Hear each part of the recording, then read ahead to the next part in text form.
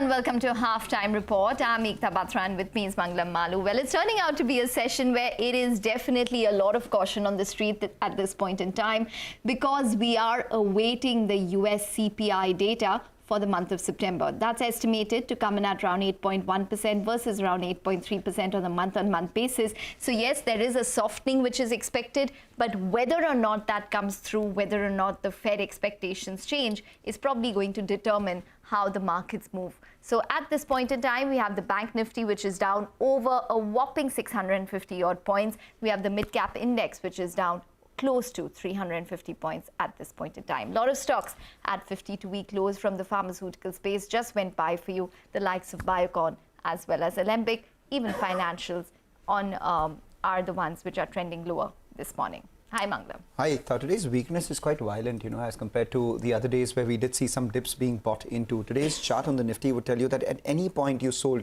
you would be making money, or at any point you bought, you would be losing money. It's a trending downward day, but at the low point, and some of these erstwhile wealth creators are actually coming off the highs and seeing, big shakeouts. Case in point, something like an Escorts Kubota, which is down about 5%. Indian Hotels, the stock was virtually at a record high every trading day over the last few trading sessions, and now that one's fallen by about 4.5% as well.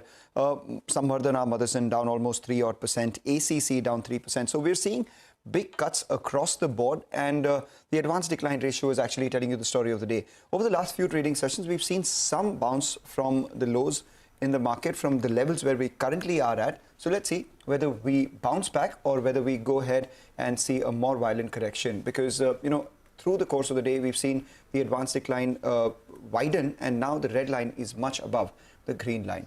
But then let's talk about individual stocks. We have HCL Tech meeting expectations of the analysts, and in the second quarter they've also raised their full-year growth guidance, whereas Wipro's second quarter is also largely in line with street expectations.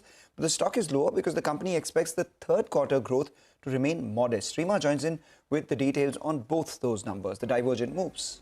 Thanks so much for that. Indeed, it's a tale of two cities today, very divergent moves. So let me start with HCL Tech, which is doing very well. This is on the back of a strong Q2 where there was a margin beat.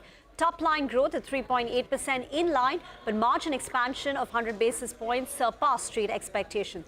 The deal wins for the company were strong. Deal wins, the net new deal wins went up by 16% on a quarter-on-quarter basis, allaying concerns in the street that the volatile macro environment will result in some slowdown in deals. So that's not happened. In fact, the management in the conference call also indicated that the overall deal pipeline is 20 to 30% higher than the previous week.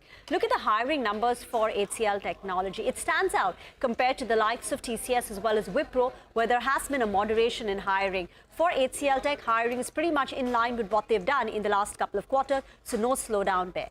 But the biggest positive surprise was the revenue guidance upgrade. They're now expecting revenues for this year to be in a range of 13.5% to 14.5%. This came in as a positive surprise. The margin guidance band has been tightened, but it doesn't come in as a surprise. Let me talk about Wipro as well. Well, Q2 was in line with expectations. The constant currency revenue growth 4.1%, a very marginal expansion of about 16 basis points on the margins, but the miss was on the guidance. Q3 guidance at 0.5 to 2% was lower than street expectations. Hiring for the company was also muted. Deal wins have dropped on a quarter-on-quarter basis, $0.7 billion in this quarter versus $1.1 billion in the prior quarter, and even the recovery of margins from these levels, the outlook of that is not very clear. Brokerages have brought down their EPS estimates, and that's weighing on the stock today. Back to you. Okay, all right, Rima. Thanks very much for that. So that's in the entire IT space, which is in focus, but metals are in focus as well. Hindalco and Nalco are surging in trade today. Nigel tells us why there could be a ban on Russian aluminium. So what does it mean for these kind of manufacturers, aluminium manufacturers? Nigel is here to tell us more. Well, that's right. Overnight, aluminium prices, LME prices, they did spike up by around 5 to around 6% odd. And the key reason is that the United States, reports indicated that the United States is considering banning Russian supplies. That's aluminium supplies out there. Remember, for Russia, the big producer is Rusal. They account for close to around 6% of the global aluminium production. And ex of China, well, that's the largest producer itself. So if there is a ban, then there could be some sort of a base for aluminium prices. But the big question is, can the US in fact implement this? There are reports that suggest they would, but can they? because the US imported aluminum products worth close to around $1 billion in 2021. That's not all. In the first few months of this year, well, on a monthly basis, the imports from Russia, in fact, they had moved up drastically. That's the first quarter, first couple of quarters of this year itself. Remember, this is not the first time. It happened earlier as well in 2018. And that point of time, we saw aluminum prices surge up by close to around 30%. But by early 2019, they realized it's not sustainable. And that's why these sanctions were lifted. For the time being, though, aluminum prices are holding steady, in fact, higher overnight on back of hopes that there could be some curtailment of supplies. Back to you. All right, Nigel, thanks a lot for that. So that's about the aluminum stocks, but keep an eye out on Adani Wilmar. That is trading with some pressure in today's trading session, and that's primarily because of the second quarter update that the company is given. And it looks weak because they are talking about weakness in the macros, challenges that continue to impact their business. And importantly, the overall revenue for this quarter is expected to grow in low single digits. The edible oil business for the company, while it witnessed higher volume growth, it won't translate so much into their revenue. And that's primarily because prices of palm and soybean oil have fallen between 40 to 50% from the peak. And the company, to protect its market share, has had to pass on all those price cuts to the consumer itself. So despite a high volume growth, it will not translate as much into the revenues, and margins will be impacted this quarter as well.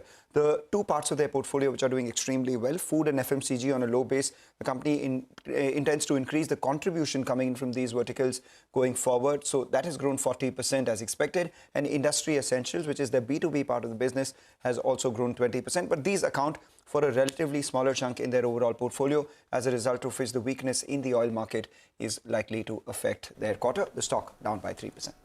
Okay, so that's on Adani Wilmar. Before we take a short break, just a quick word on the CPI data, which did come out. Yes, we were discussing the US CPI data, which is due, but we did have to reckon with the September CPI data for back home, which came in at around 7.41%. Our poll was around 7.32%, so it was higher than expectations. In fact, it was a 5-month high that it came in at. But now there is a hope that maybe CPI has probably peaked. That's what at least brokerages are indicating at this point in time. I'll just pull out two brokerages which have written on it. CLSA, for example, says that inflation climbed to 7.4%, but it has peaked. CPI October print at will probably be at around 7.3%, as there is a base impact which will come through.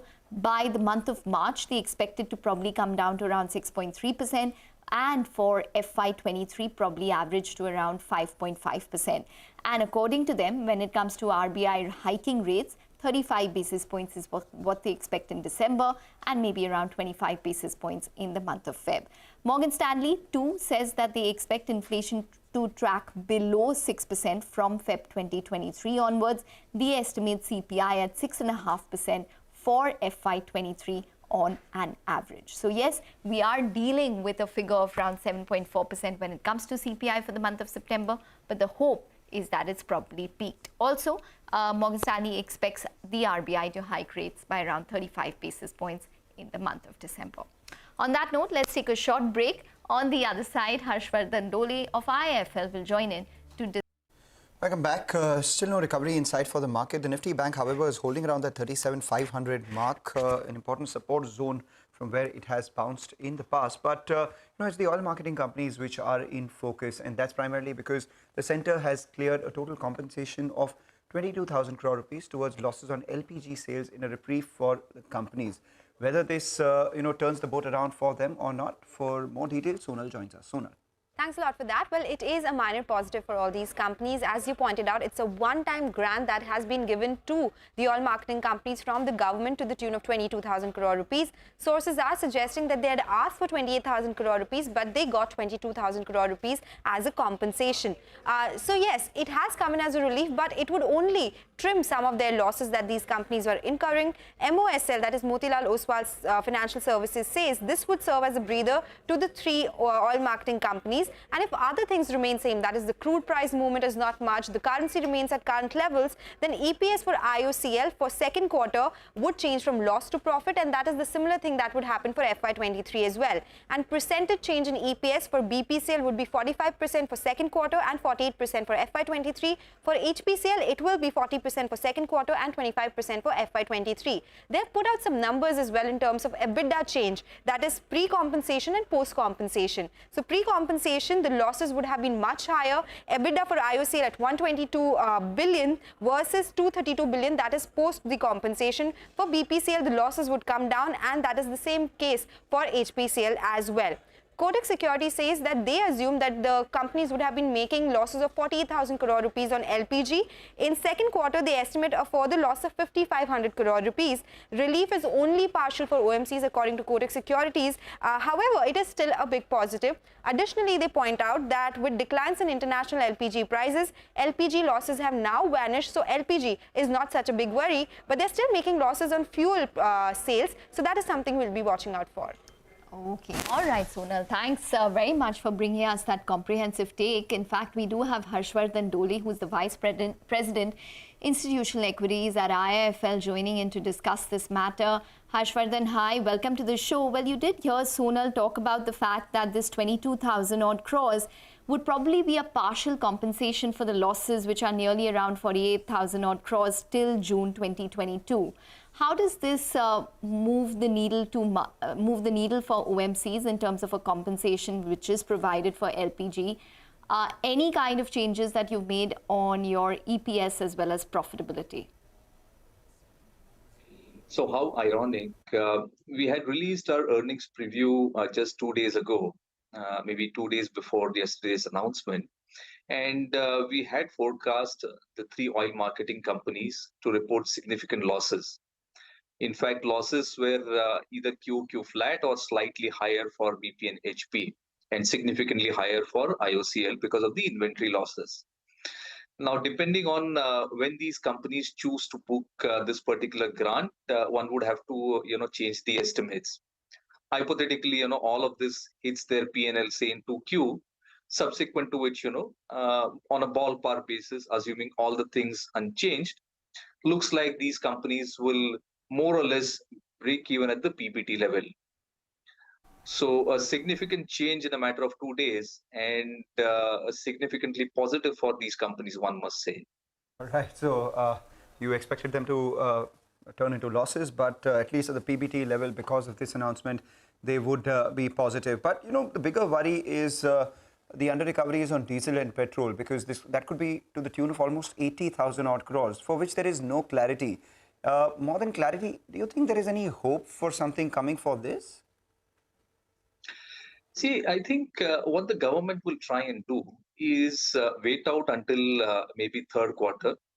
And hopefully by then, if oil corrects or the spreads of petrol and diesel respectively correct, then there is a hope that perhaps in the fourth quarter, these companies can significantly recoup some of the losses that they are encountering thus far.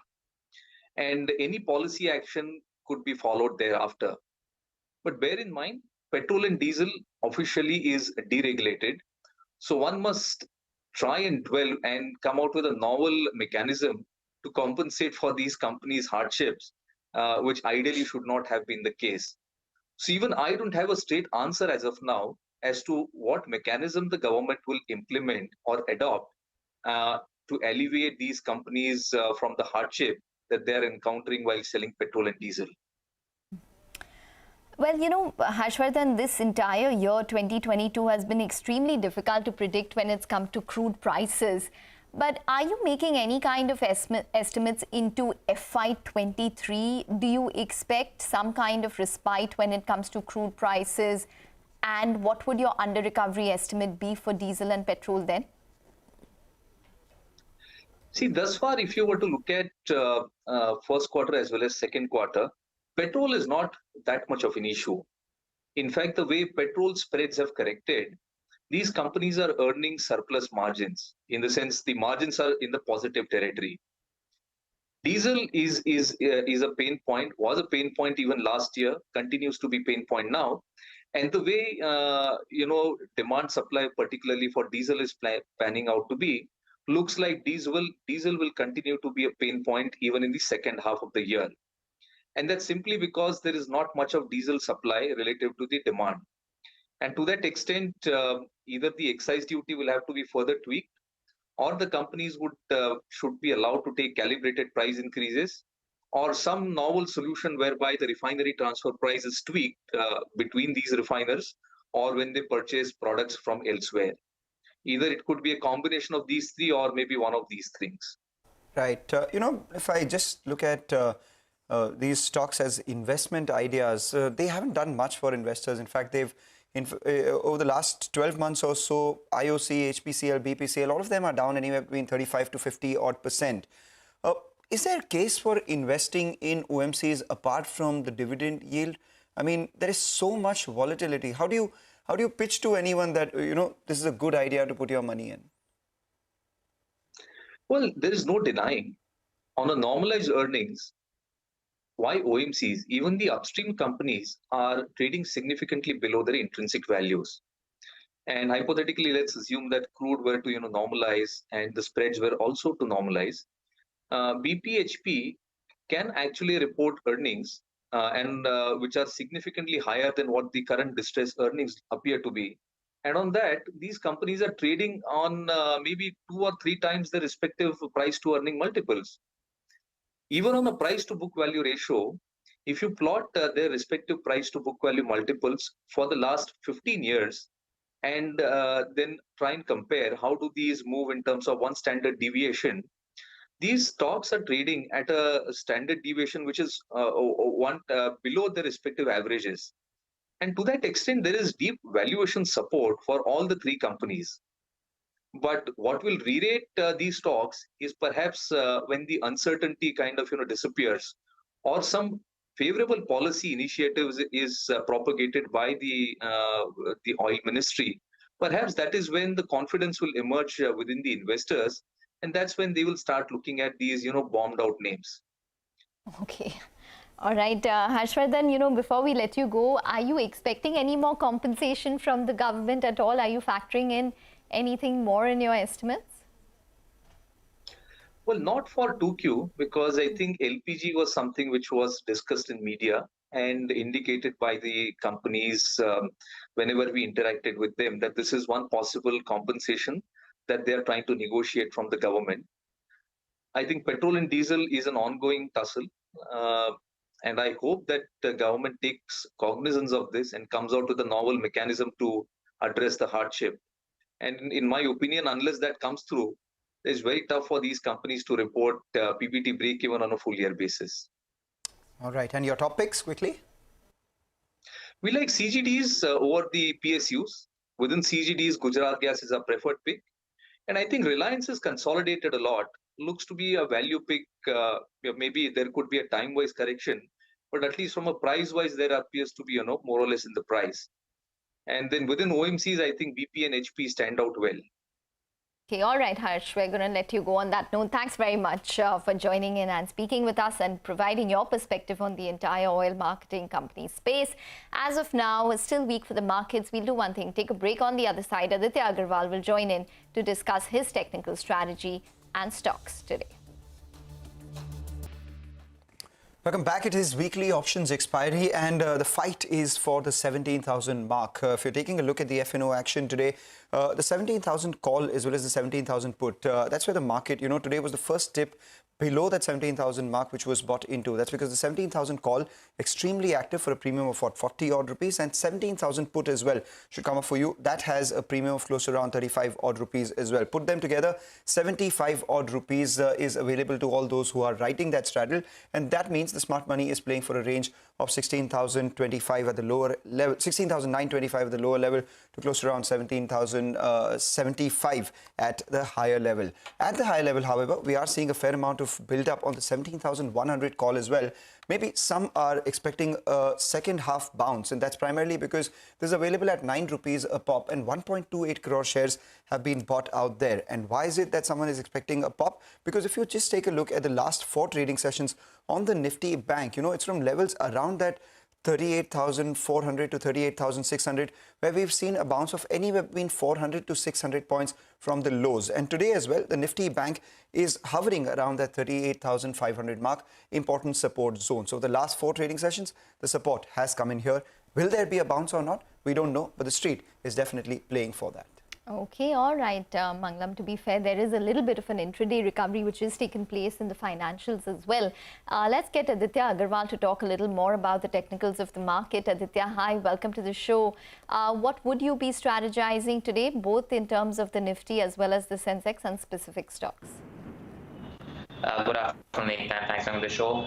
So, Manglam has pointed out some time back that markets are in a range today being the weekly expiry. And on the downside, clearly for the past 3 trading sessions, we are seeing 16,900 towards 16,860 on the downside, acting as a key support area. That also happens to be the 200 DMA.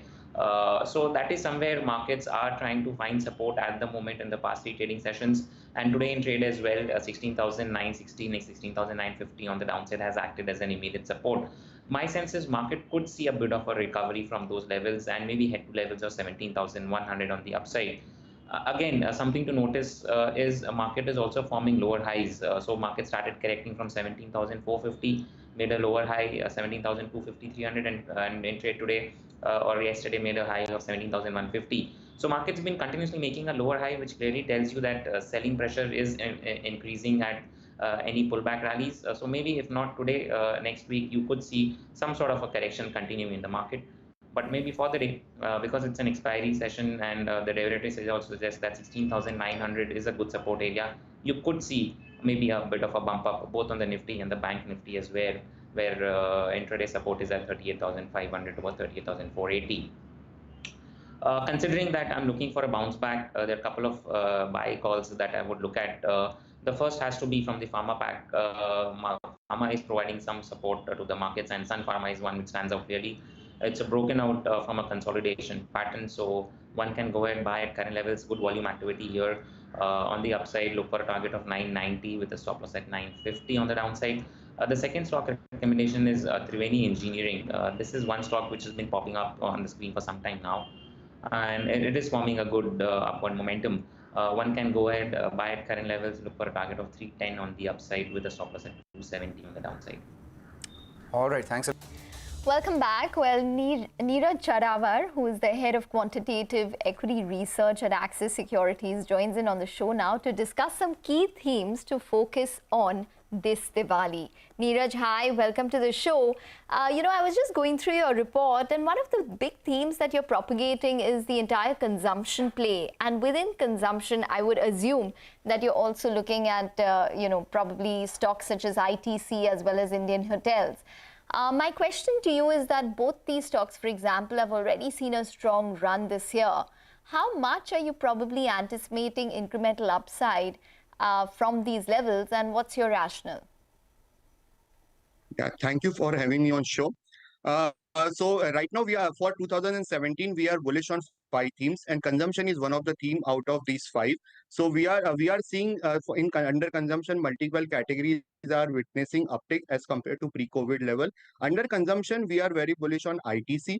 ITC has given an all-round performance on CY22 basis, and it is deliver on all the scales. We believe that given the environment, ITC is well placed among all the FMCG players, given the valuation comfort. With 3 to 4% of the dividend yield, these stocks provide a bigger margin of safety among all the peer players. Based on the operational performance, their cigarette volume is picking up, and other categories are also firing on all cylinder, whether it is the travel and leisure, or the paperboard business, or the agri business. We believe that for 1 year perspective, this will be a very RTC is well placed to deliver 12 to 16% of return in next 1 year basis. That is one bet. Second, we are under consumption. We are very bullish on the QSR space. QSR is the fastest growing space in India, and in QSR, Westlife Development is well placed to deliver the fastest return in upcoming year. Because we believe that the SSG growth is picking up for the Westlife Development, and there is a huge scope of expansion in terms of store expansion. Company has guided for 200 store, opening of 200 store in next 3 to 4 years, and every year they are opening 40 to 50 store as compared to 20 to 30 in previous years. So we believe that there is a huge scope of expansion, and that will lead to the higher margins for the company. And it is well placed to cater to high margin category, entering into the high margin categories of fried chickens and McCafe, and this will deliver a superior return profile for the company. The third peak in consumption, especially in travel and leisure space, we are liking Indian hotel. We believe that the hotel industry is gaining the momentum after the vaccination drive, and we believe that this is not a story of 1 or 2 quarters. There will be enough pent up demand in the market. There is enough demand coming from the travel, leisure, wedding.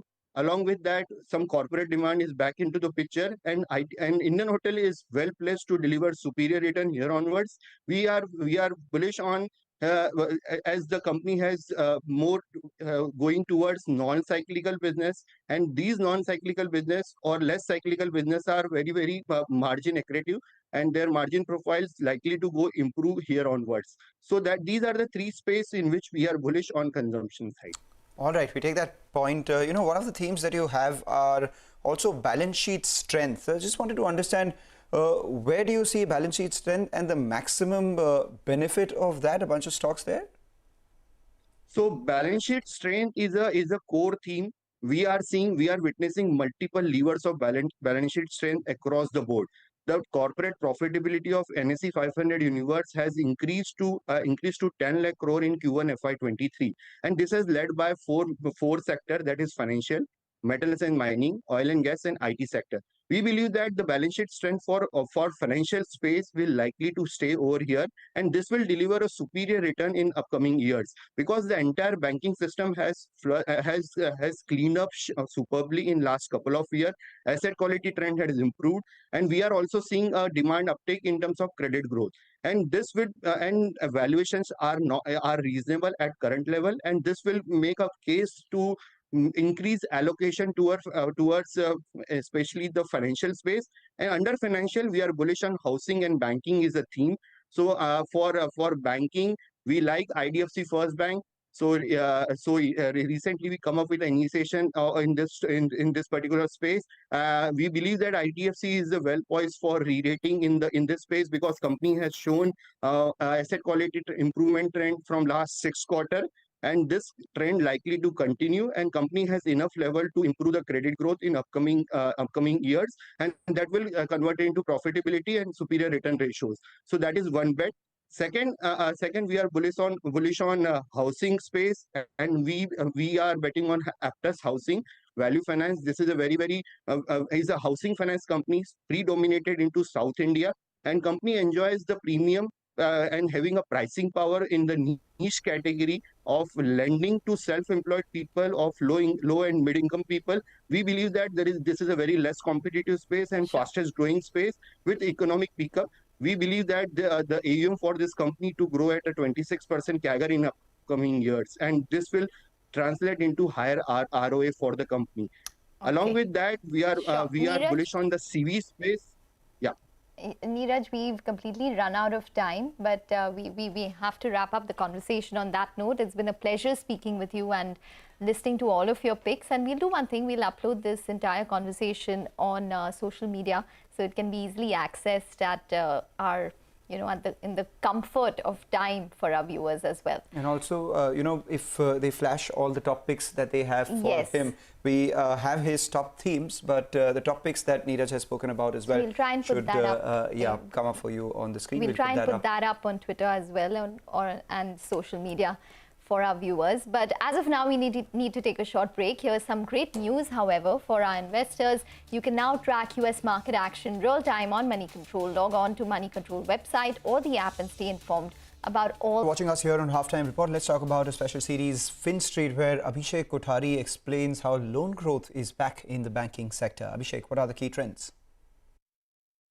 Well, in FinStreet today, let's focus on the loan growth that has come back in the banking sector. It's the best ever in H1 FY23 on an incremental basis. So incremental loans in H1 FY23 amounted to rupees 7.4 lakh crore. This compares to negative growth seen in the loans of the banking sector over the last 3 fiscals. So majority of the loan growth has been driven by retail segment, followed by working capital in the corporate segment. So capex-based demand is starting to come back, but we are yet to see any meaningful growth so far.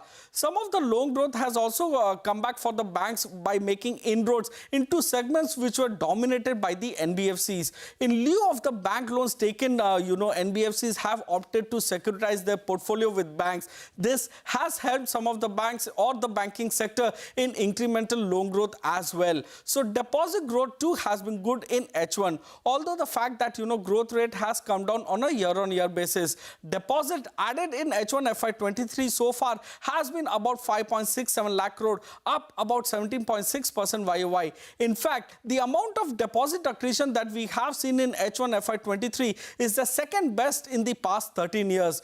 With deposit momentum slowing down related to the credit momentum, there has been sharp rise in the credit deposit ratio of the banking sector.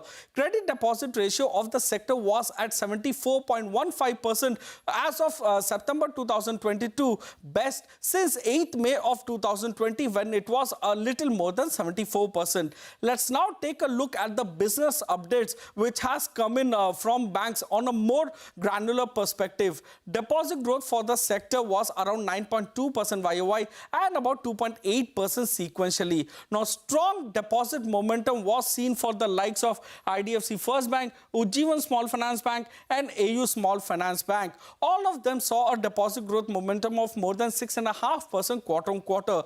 Weak deposit growth was seen for the likes of Bank of Maharashtra and RBL Bank, who had a relative flattish quarter-on-quarter in terms of the deposit momentum.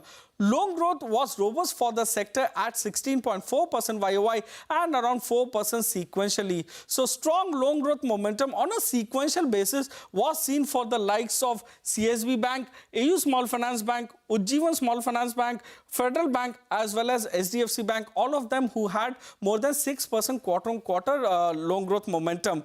Now, CASA or low-cost deposit momentum was a mixed bag for the lenders. So of the 15 lenders who gave their business update, 8 of them saw an improvement in the CASA ratio, while 7 of them saw a decline in the CASA ratio. So credit deposit ratio on the back of strong loan growth has largely improved for many lenders. On an average, the CD ratio has improved anywhere between 100 basis point to 400 basis point. However, the likes of Equita Small Finance Bank, Ujjivan Small Finance Bank and Bandhan Bank have seen a decline in the CD ratio of more than 140 to 150 basis point on a sequential basis. So the sustainability of strong loan growth is a concern given the macro outlook and the impact of inflation. Now, capex demand is yet to come back, although bankers have started hinting at receiving queries on the same. Net interest margin will improve in Q2 FY23, but needs to be seen on the context over the next couple of quarters. So deposit growth is a major concern. However, credit deposit ratio provides cushion over the next few quarters. Okay, all right, Abhishek. Thanks very much for that. So credit deposit ratio has improved to around 74.15% at this point in time. Take a short break. On the other side, Manisha Gupta will join in. She'll be talking to Surendra Mehta of Indian Bullion and Jewelers Association. Up next. Significant recovery which is taking place in the financial space. The Nifty has recouped back to around 17,000, but the Bank Nifty also, when we started this show, it was down over 600 odd points. Now it's down over 450 odd points. So there has been an incremental recovery which has taken place. Just want to point out a couple of stocks such as Biocon. That stock is at a fresh 52-week low.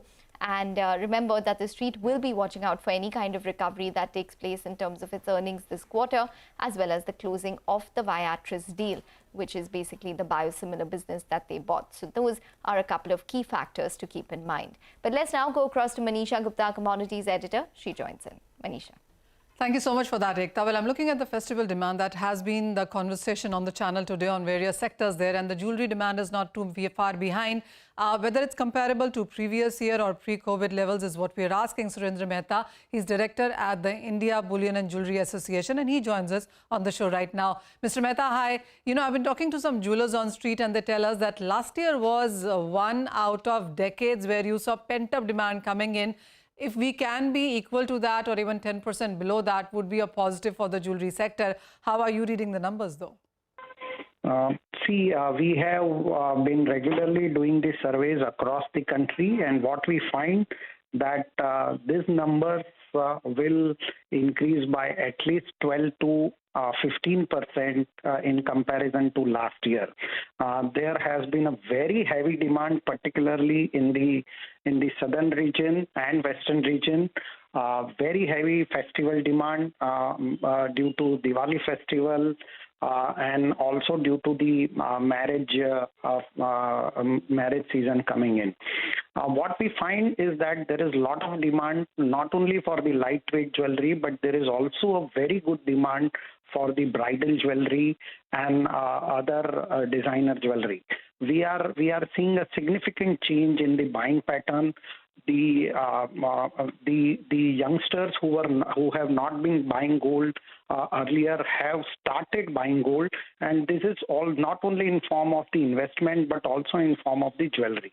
I think jewelry industry is all set to see a very good season this year. All right, that is good to know. My question also is about excuse me, about the retail expansion stores that we've seen. You know, there was a report from World Gold Council which says that it is about chain stores which clearly have nearly 30 to 35% of the Indian market share for jewelry as of now. And we have seen a lot of expansions come in the last year, this year as well. How are you looking at this market share expanding? Well, definitely, one should see the expansion with the market getting more organized, and it also means that there is a heavy demand for gold and gold jewelry in all the stores. And as you rightly said, the market is getting organized, the jewelers are getting organized. The investors, consumers, everybody is getting organized, and they are falling in line. They want to go to a bigger store. They want to see lot of new stuffs, lot of new innovations, new ideas. Mr. Mehta, the other thing to watch out for also is the e-commerce and the online buying of jewelry that, as you mentioned, millennials really seem to be looking at. What has been the year-on-year growth on those?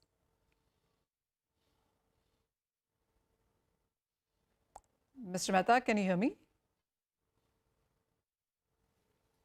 Okay, I think we've lost the line with Mr. Mehta. But overall, Manisha, what can we expect in terms of growth this festive season compared to, say, pre-COVID levels? I think, as you said, you know, last year was even better than pre-COVID levels because you saw that pent-up demand coming in. Yes, and I was expecting that this year was more comparable to last year because you would be looking at a lower demand coming in. But as Mr. Mehta was pointing out, that you are looking at perhaps 10 to 15% more demand as compared to previous year. You know, a couple of points, plus points there. One is that you have the gold prices 20% off from its March highs. The second is, yes, there are a lot of weddings happening from November until the month of March. That is where the demand could be coming in from. And last year, somewhere we got lost on the millennials and the younger crowd. They were not buying gold. They would rather spend on phones or vacations because the markets were coming out from a lockdown. But that trend also seems to be changing now. There is a lot of millennial buying, minimalistic, lower, minimalistic designs, everyday walk-in fashion jewelry is something that the younger crowd also seems to be, spending money on, and also on diamond jewelry. Platinum seems to be back in demand as well. So yes, precious metal seems to be coming back. Okay, precious metals seem to be coming back, and a depreciating rupee doesn't seem to be denting demand at all. Thanks, Manisha, for joining in and giving us that perspective on gold. Well, for the markets, yes, there is a recovery. The Nifty sitting above 17,000, 1720 is where the Nifty is at. We have the mid-cap index still under pressure, down over 240 odd points. We have the financials, which have recouped a bit from the day's low. It's a wrap on Halftime Report. Business Lunch up next.